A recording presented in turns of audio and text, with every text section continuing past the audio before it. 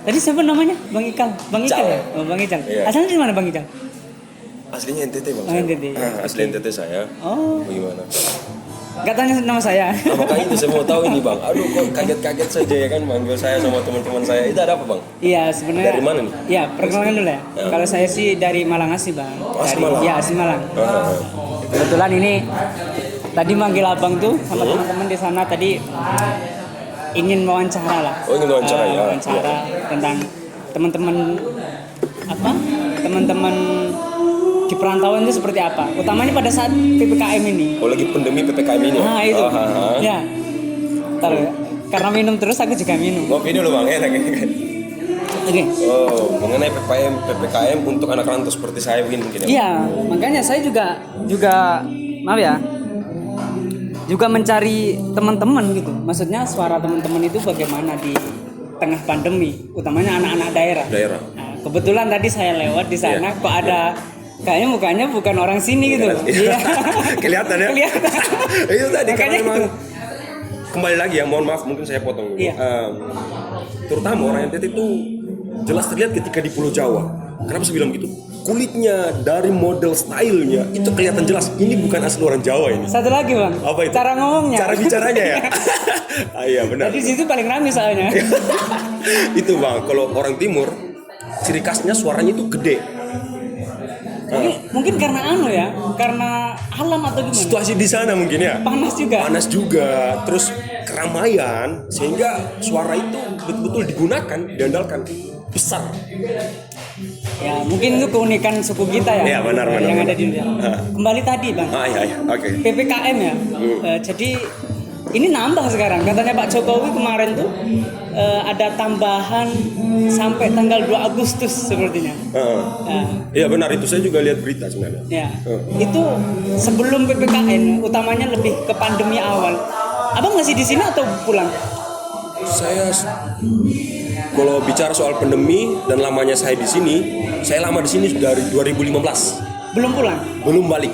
Oh, jadi Balik sekali itu di tahun 2017.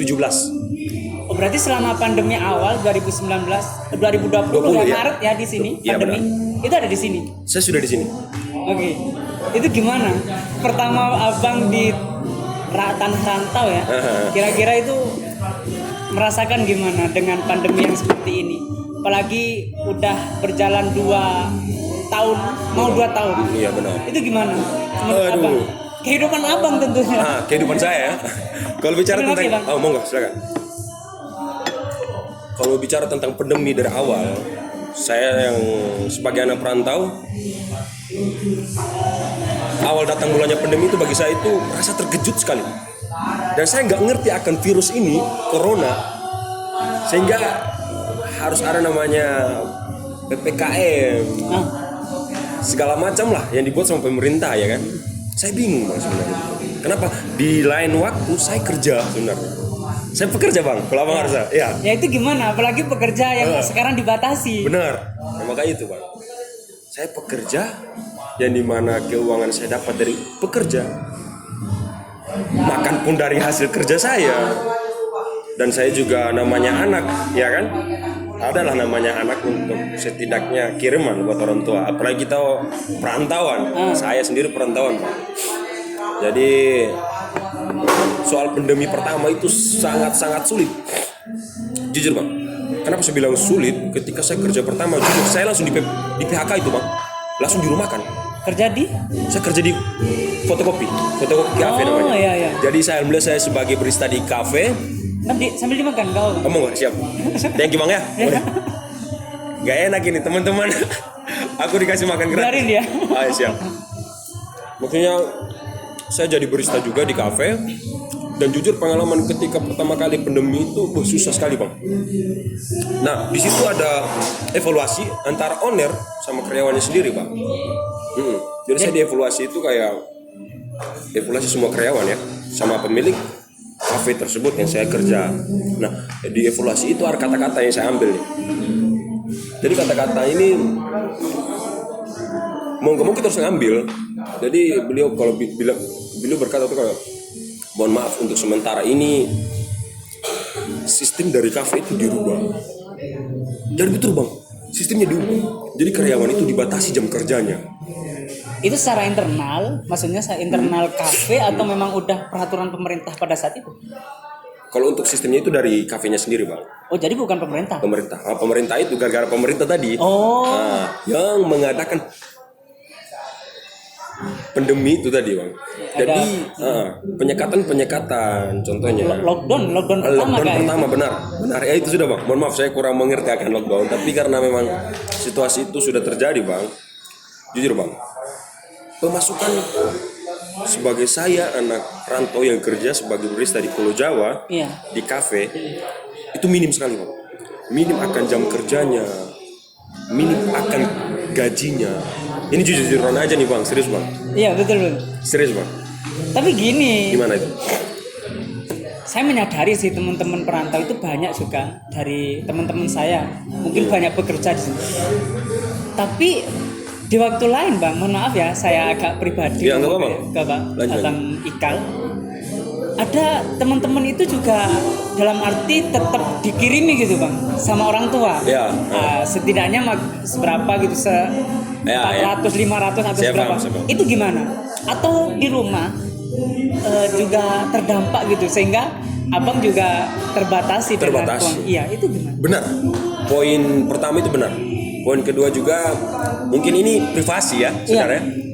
Kalau soal berbicara tentang di belakang itu, apalagi keluarga yang dimana mempunyai anak pertama merantau. Saya anak pertama, Bang. Yang merantau di Pulau Jawa, Malang terutama, betul-betul dibatasin sekarang.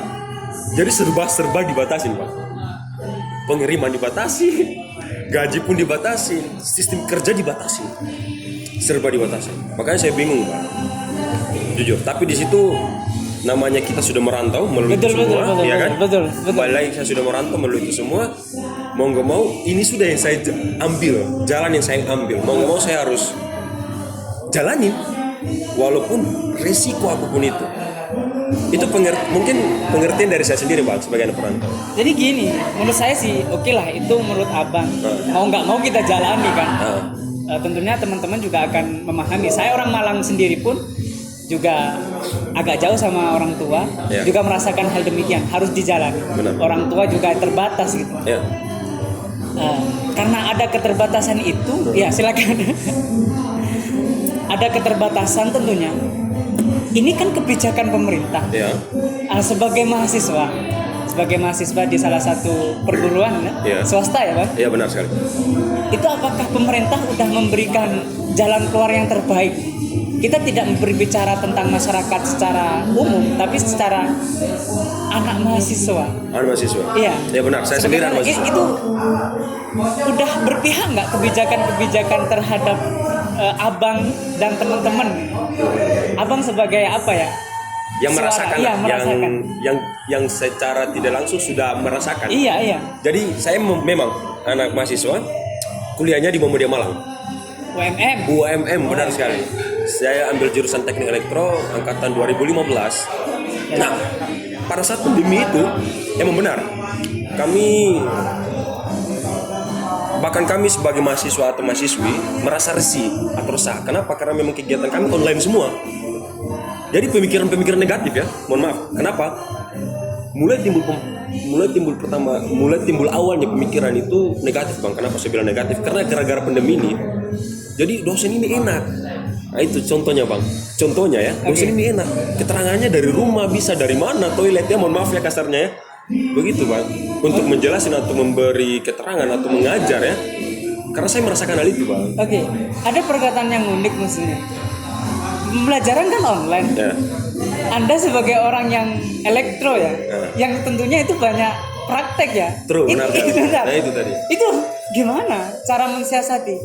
Maksud saya, adakah ilmu yang Anda dapat sementara Anda ya di kamar atau di kafe sebagai orang yang pekerja, sementara di dosen hanya menyampaikan, tidak ada praktek? Benar. Adakah ilmu yang Anda dapatkan atau apa sebenarnya Abang yang ingin sampaikan kepada teman-teman? Benar ya. Maksudnya begini ya. Mungkin saya sedikit yang saya tahu dan saya rasakan, mungkin bisa saya berbagi, mungkin juga bisa mewakili teman-teman Iya, betul. anak Universitas Muhammadiyah terutama Betul. di jurusan teknik elektro. Jadi susah. Saya kutip satu kata itu susah. Serius bang. Kenapa saya bilang susah? Susahnya itu ketika praktek di masa pandemi. Jujur bang, di masa pandemi praktek itu gak ditiadakan. Nggak diadakan maksudnya tetap berjalan. Tetap berjalan. Tapi caranya? Caranya, abang tahu dengan jangka waktu yang begitu lama. Jadi begini, dari sistem kampus sendiri itu membuat bang. Karena sudah ada pandemi, kampus membuat sistem. Contoh ya bang ya. Aku di kelas kan ada 46 orang lah.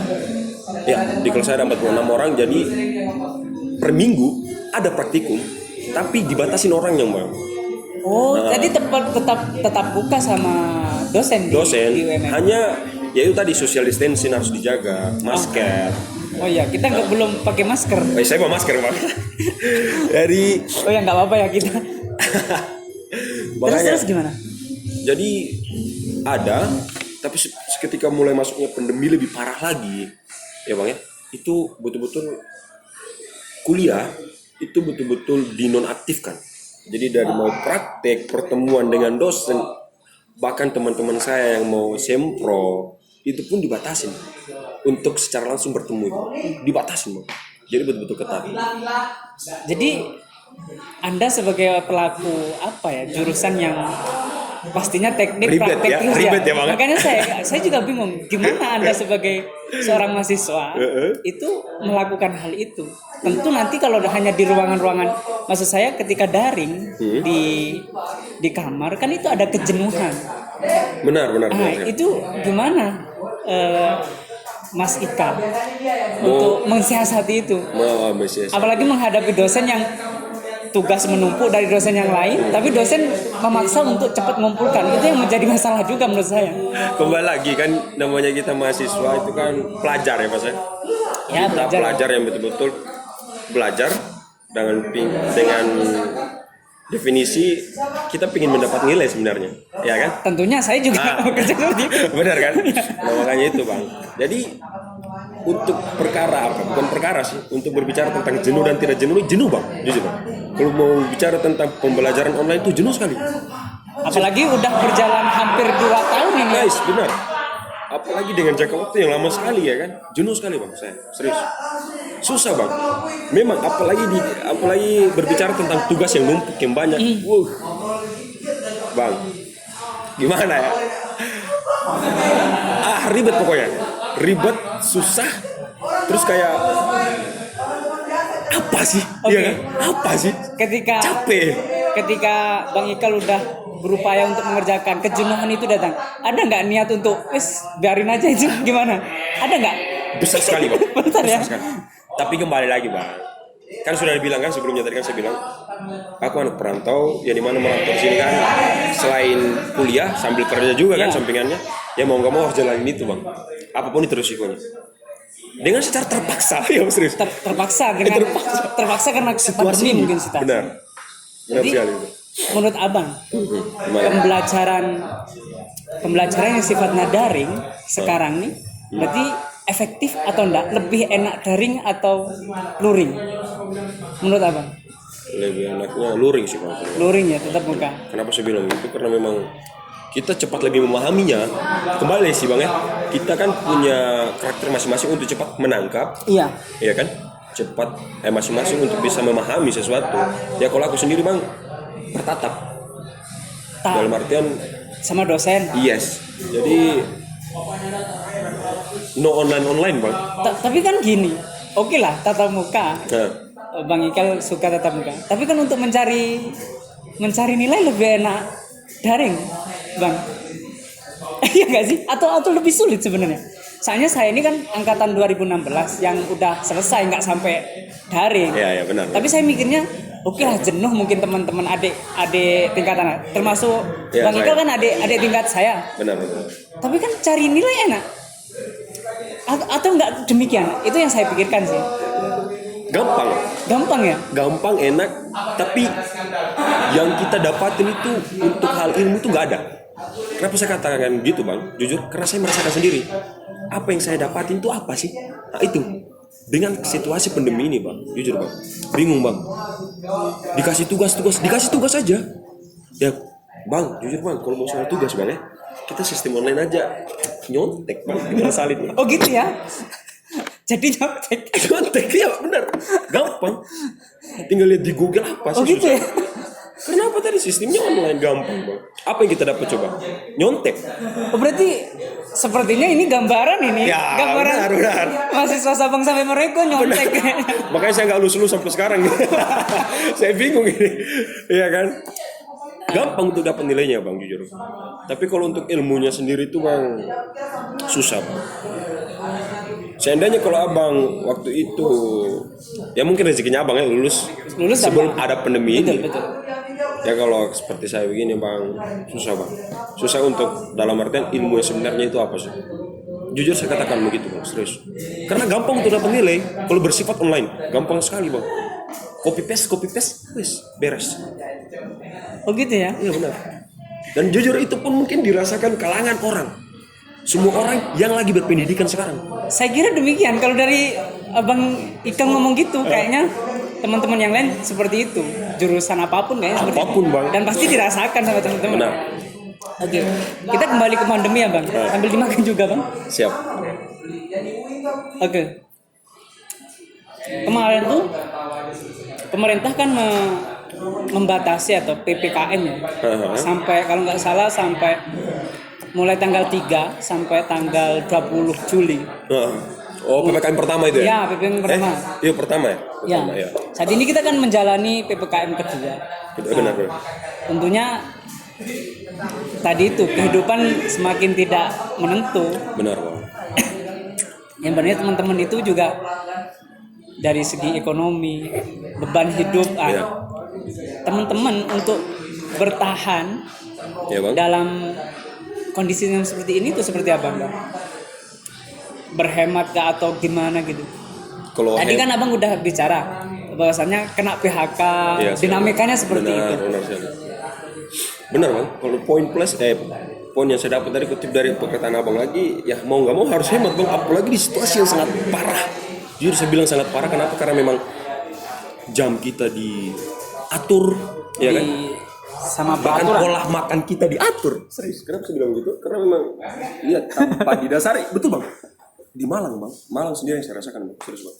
Itu warung dibatasin jamnya. Tahu lah, kita jujur bang kalau makan, serius aku biasanya beli makan di warung. Sampai jam 8 kan? Jam 8 ditutupin bang.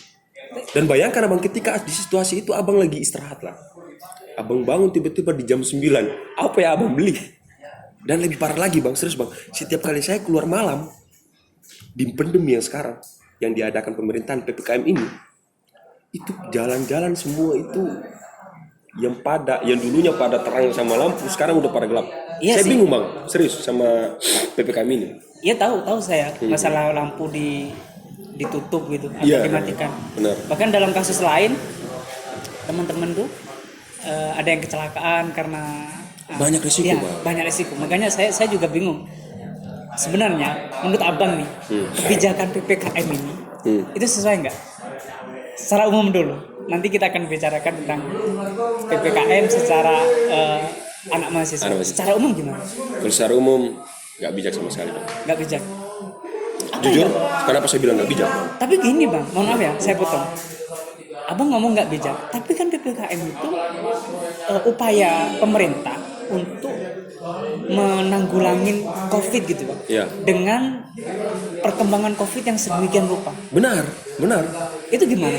Secara keterangan, maksudnya kesimpulan dari abang buat tadi memang benar sekali. Tapi kembali lagi bang, yang merasakan ini loh. Aku tahu yang lain merasakan, seluruh Indonesia mungkin merasakan, Iya. bahkan di dunia ya Iya, merasakan. pasti. Tapi mohon maaf nih sebelumnya, saya mewakili secara umum ya bang. Secara umum saya mewakili teman-teman yang lagi kerja, yang nggak ada status perkuliahan, itu susah bang. Bahkan bukan teman-teman, saudara dari teman saya, orang tua teman-teman saya yang Atau kerjanya keluarga. atau keluarga sendiri yang kerjanya di pasar begitu bang ya, itu lebih susah bang untuk bisa menghasilkan namanya 5.000 lah. Jujur-jujuran nih bang, kenapa? Karena mohon maaf nih sebelumnya nih, bukannya saya mau melawan pemerintah, bukan. Ya, ini Nyatanya sekarang yang saya rasakan suara anak suara muda saya mungkin sendiri, ya. benar, secara umum ya bang ya. Makanya kayak gak ada flashback ataupun timbal balik dari PPKM yang sudah dibuat sama pemerintah. Harusnya gimana? Kan gini, Nah. nggak ada flashback atau timbal balik. Nah, Di-cut dulu aja. Penuh semua. Masih jalan? Jalan ya? Oke. Tadi ngomong lupa. Oke. Nggak ada timbal balik dari pemerintah. Harusnya gimana? Atau pemerintah harusnya mensubsidi mahasiswa kah atau gimana? benar juga bang. Jangan mahasiswa saja bang. Secara umum kita yang nggak kuliah ya, itu yang sambil kerja, setidaknya adalah sembako lah. Secara terinci itu sembako ya. Dan mungkin kayak kopi lah, ya kan? Kopi ataupun beras gitu ya kan. Buat kita apalagi ada perantau seperti kita ini sudah pandemi ya kan. Uangnya kita harus hemat-hemat. Belum lagi biaya segala macam kita nggak. Berarti apa nggak pernah merasakan bansos mungkin ya? Saya juga nggak merasakan. Jujur.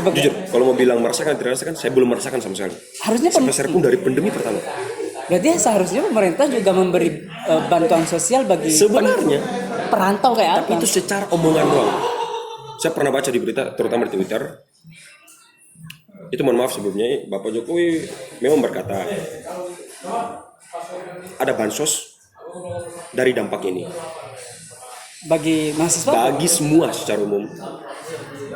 Bahkan mahasiswa punya ada, tapi tersendiri mereka. Nah, bantuan ini tidak tersampai di tangan kita. Yang saya rasakan, teman-teman mohon maaf. Serius, saya rasakan saya tidak memegang bingkisan ataupun apapun itu yang secara gratis ya dari pemerintahan sendiri di masa pandemi ini. Ini jujuran saja. Tapi Pak Jokowi pernah bahas itu. Saya juga soalnya lupa. Sering bang. Saya nggak tahu. Kalau untuk Ada pembahasan itu dari Pak Jokowi. Memang ada ya? memang ada bang. Kalau mau bicara tentang apa yang dibicarakan Bapak Jokowi sendiri itu banyak. Beliau banyak bercerita, bukan bercerita sih, banyak memberi lewat Twitter. Wallahu alam sih, maksudnya saya juga kurang paham. Hanya terlintas omongan, mohon maaf, atau itu sebagai acuan untuk Bapak itu dilihatin sama orang, gitu loh. Oke. Mohon maaf, ini kenapa saya bilang begitu karena memang saya begitu gini bang, saya rasakan sendiri nggak menerima sama sekali bantuan sosial apapun itu bang, jujur bang. Berarti sederhananya sebenarnya pemerintah nih oke lah PPKM itu berlaku. Berlaku. Tapi juga ada timbal balik sebagai pemerintah terhadap teman-teman yang perantau gitu. Sebenarnya harus begitu. Utamanya anak-anak daerah. Benar sekali bang. Yang dimana orang tua udah terbatas. Benar. Teman-teman di sini juga terbatas. Benar sekali. Benar sekali.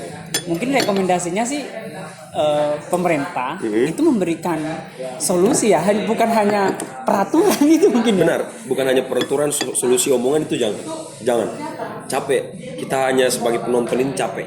Betul. Tanpa harus merasakan apa yang omongannya itu benar apa enggak. Jangan hanya seputar janji, diusahakan jangan bang. Mungkin ini bisa mewakili secara umum untuk para pedagang kaki lima, Itu teman-teman seperjuangan saya yang masih kerja, gitu loh bang. Jadi bingung bang, susah.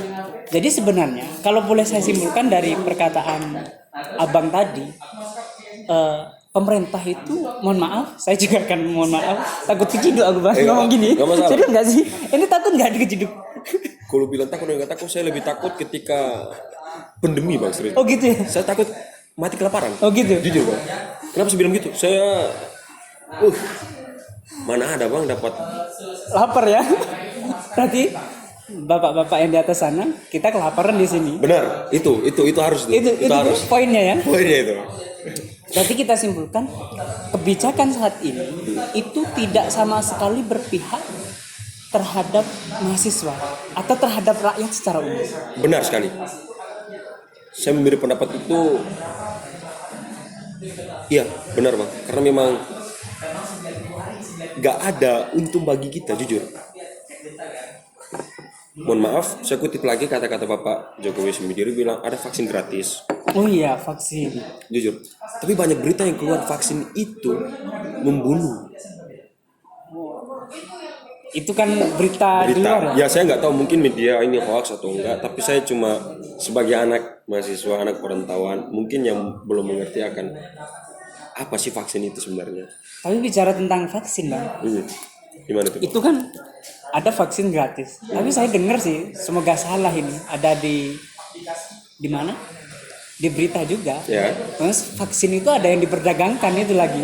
Weish. Itu kan parah ya. Mohon maaf ya. Kita ini sebagai anak di bawah ya. Yang ekonomi ya kita ya juga Naik di turun, bawah. naik Ya, turun. Surutnya lebih banyak dibanding naiknya. Iya. Kita gratis aja, banyak yang nggak mau. Nggak mau. Apalagi benar. apalagi suruh bayar. Itu katanya udah ada didistribusikan untuk vaksin. Ya. Itu mungkin juga masalah. Kemudian adalah ada peraturan dari pemerintah, sertifikat vaksin ini menjadi syarat untuk fasilitas pelayanan sosial.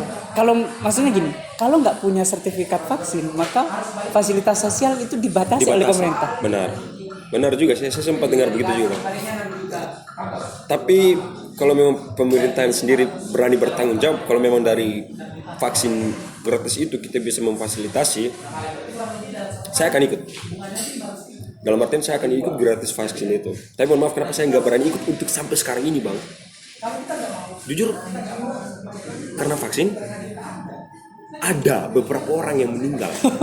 Nggak tahu sih, wallahualam ini mungkin ya mohon maaf ya, saya berbicara ini bukan dalam artian Memojokkan pemerintah. yes, Tapi faktanya seperti itu. Fakta yang sebenarnya Bang. Ya. Makanya saya sendiri yang belum pernah sama sekali vaksin. Kemudian? Ya. Tapi kan ada niat pada saatnya. Awal mulanya bilang gratis vaksin itu pingin sekali untuk vaksin. Tapi kenyataan yang ada setelah banyak yang mohon maaf dalam tanda petik meninggal, abang udah memundurkan diri atau udah nggak mau? Udah nggak mau Bang. Jujur Bang, saya takut. Saya juga yang termasuk yang takut sih. Takut sekali Bang. Dengan saya juga nggak tahu itu hoax atau nggak tahu. Iya benar. Tapi selama ini saya masih menjaga jarak dengan vaksin memang. Dalam arti nunggu kepastian. Baiklah, mungkin Pak Jokowi sudah membuktikan apa ya itu. Tapi kenyataannya juga di kampung saya Bang, mohon maaf, di kampung saya itu ada yang meninggal juga. Di mana Bang? Kamu mana? Abang asli mana Bang? Aku kan Malang, tapi bukan Malang kota. Aduh, Arema iki Singoedan. Terus Bang. Ini Aroma. Malang, tapi Malang di desa kami. Ada sih seperti itu. Hal-hal yang kejadian yang tidak diinginkan yang muncul dari vaksin. Nah, ini yang berpikir dua kali saya sebagai orang yang mau vaksin. Ya intinya seperti itu. Iya Bang, sama Bang. Jujur Bang. Makanya kalau memang vaksin itu diadakan, gini aja Bang, gini. Aku punya solusi buat pemerintah. Kalau misalnya insya Allah pemerintah ataupun Bapak Jokowi sendiri melihat ini, saya mewakili secara umum mahasiswa pun untuk berbicara tentang kalau memang diadakan vaksin, tolong vaksin itu dibuat seperti kayak pemilihan pilpres lah. Jadi gimana punya buat kubu gitu loh. Dalam artian jangan bikin resah juga. Paham gak sih? Dalam artian gini, di Malang sendiri banyak saya rasakan ketika saya jaga kafe, vaksin itu sekaligus jalan plus dengan patroli Bang. Dalam artian gini, jadi kayak jam 8 kafe harus tutup kan?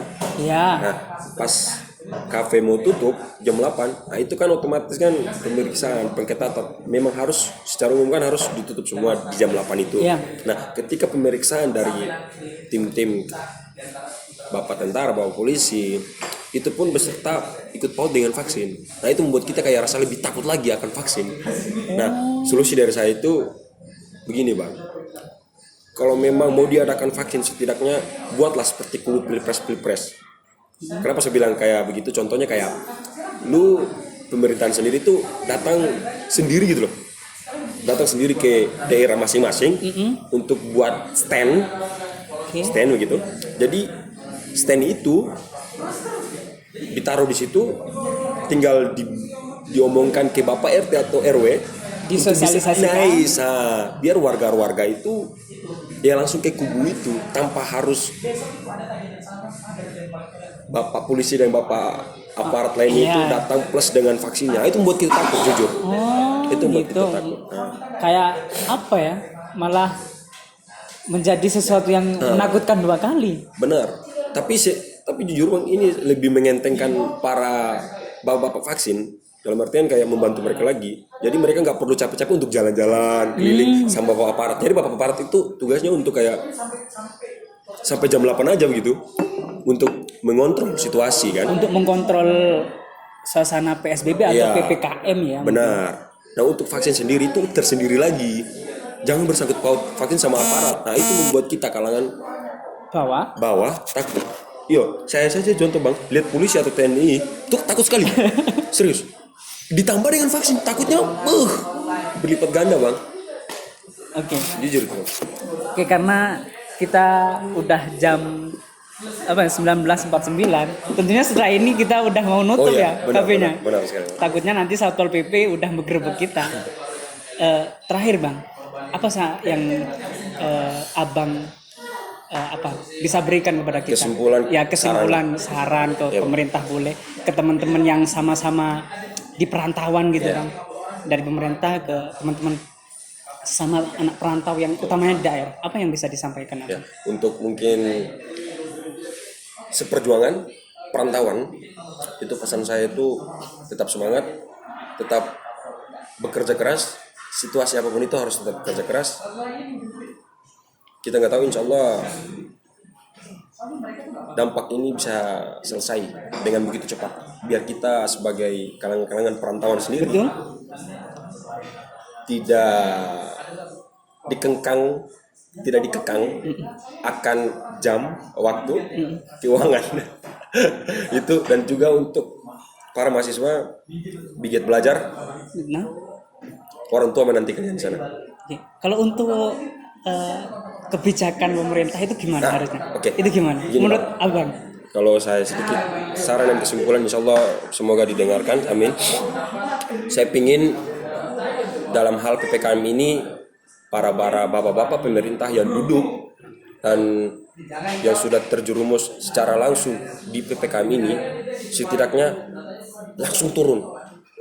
Mohon maaf, langsung turun, karena jarang saya lihat mereka turun di lapangan untuk melihat kita yang bagaimana secara langsung itu susah akan peraturan PPKM ini. Serius Bang.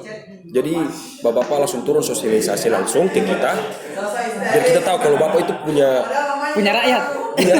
Ya. Punya rakyat yang dibutuhkan gitu. Benar Bang, benar sekali. Yang membutuhkan, iya. Jadi kita juga langsung dikasih, dalam artian kalau memang kita diberi sembako, langsung saja Bang. Bapak perintah itu tugasnya untuk kasih kita sembako. Jadi jangan perantaran lagi.